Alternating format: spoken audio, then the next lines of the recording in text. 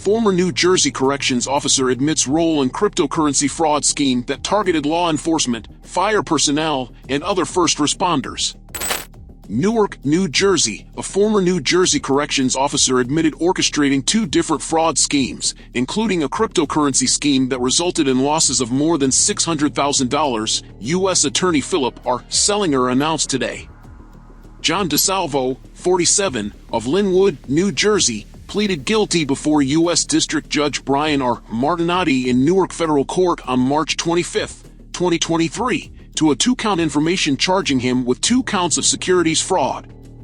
This defendant preyed on unwitting public servants to trick them into investing their hard-earned savings in a sham token he dubbed the crypto pension, which he then stole for his personal use. My office will relentlessly pursue these kinds of scammers so that we can work with our partners to bring fraudsters to justice. U.S. Attorney Philip R. Selinger.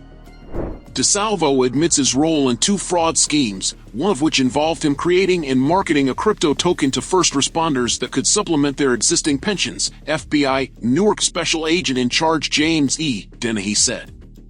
Police officers, firefighters, EMTs, and other first responders show up each day to serve and protect, hoping their hard-earned pensions will allow for a nice retirement one day. Many of his victims ended up losing their entire investments. He's now facing the justice he deserves. According to the documents filed in this case and statements made in court. The Blazor token fraud. DeSalvo was the creator and promoter of a digital token known as Blazor token, Blazor, which DeSalvo marketed to police, fire personnel, EMTs, and other first responders as a crypto pension that could be used to supplement investors' existing pension plans. DeSalvo promised investors that Blazor would offer more stability than any other token and that the value of Blazor would continue to rise over time similar to any investment fund, only at a much higher rate of success. Beginning in late 2021, DeSalvo used social media platforms to fraudulently solicit investments in Blazor through a series of misrepresentations, including that Blazor was in the process of becoming, or was already, a securitized token approved by the Securities and Exchange Commission, and Blazor could be purchased through payroll deductions and/or ACH transactions. DeSalvo also falsely told investors that Blazor had been approved for inclusion on several well-known cryptocurrency exchanges and guaranteed investors rates of return of more than 20% with zero risk. In total, DeSalvo raised more than $620,000 from more than 200 investors in Blazor. After receiving investor funds, DeSalvo frequently used the funds for various illicit purposes unrelated to Blazor, including personal expenses, day trading in various volatile cryptocurrencies, and payments to prior investors in the manner of a Ponzi scheme.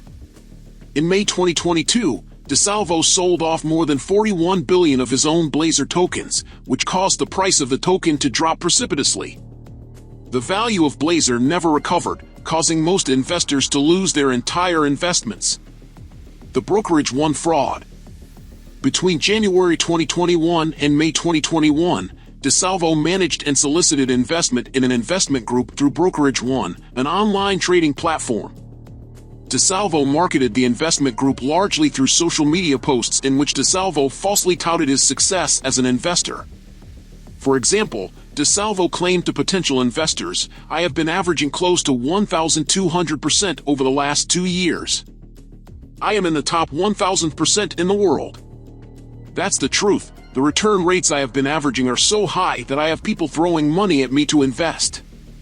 In total, DeSalvo solicited approximately $100,000 in investments from approximately 20 individuals for the investment group. After receiving the funds, DeSalvo engaged in trading activities for a brief period of time before transferring all the funds out of the investment group's account at Brokerage One and into personal accounts held by DeSalvo at Brokerage One and Coinbase. DeSalvo then used the funds for various non-investment purposes such as credit card payments, personal trading in volatile cryptocurrencies, and payments to a contractor who performed work on DeSalvo's personal residence. After draining the investment group's account, DeSalvo advised the investment group investors that their funds had been lost due to poor market conditions and provided the investors with false trading records purporting to show the trading activity that DeSalvo engaged in on behalf of the investment group. The counts of securities fraud carry a maximum potential penalty of 20 years in prison and a fine of $5 million. Sentencing is scheduled for August 6, 2024. The U.S. Securities and Exchange Commission, SEC, also previously filed a civil complaint against DeSalvo based on the same conduct. U.S. Attorney Selinger credited special agents of the FBI's Atlantic City resident agency, under the direction of Special Agent in Charge James E. Dennehy in Newark and detectives from the New Jersey Division of Criminal Justice, Cybercrimes Bureau, under the direction of Director Stephen Furketic, with the investigation leading to the guilty plea. The government is represented by Assistant U.S. Attorney Anthony Torntor, Chief of the U.S. Attorney's Cybercrime Unit in Newark.